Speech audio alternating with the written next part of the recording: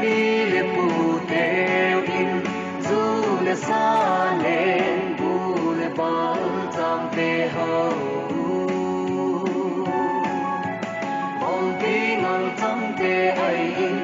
din du do din nun bang ano mui chỉ le nam pa le ham phong le cha ai thấy tha đâu mar mi dấu bay te dấu đang để xin te lo a tuy nga si le bar avang ui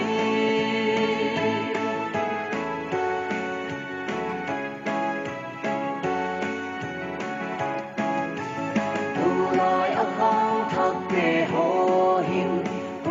le tang ho chi le nam ki khen hi ki mer he lo bo li hin wa mang in do ga li so vo ta chi le nam pa le ham phong le cha ai phe kha do mar mi zo pai te zo xin te lo a tuy nga si le bar avang ui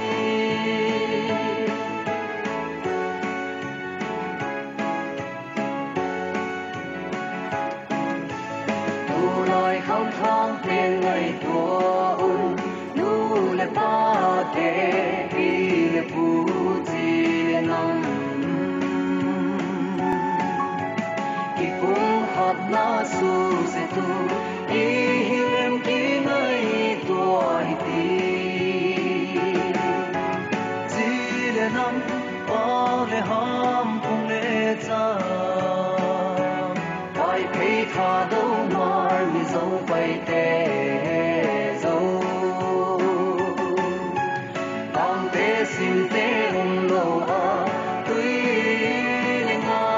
si le bar avang ui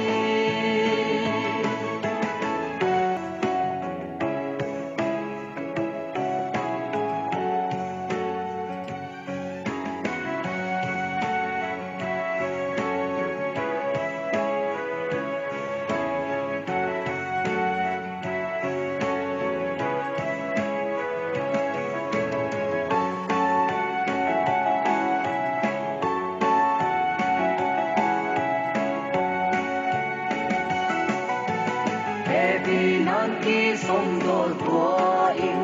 lung ki tua in sem ko ma bang ko mi ong pi da pi te sa in lung hat pu zai la oi ti chi le nam pa le ham phong le cha ai phe kha do mar mi zo pai te zo tam te sin te lo a tuy nga si le bar avang ui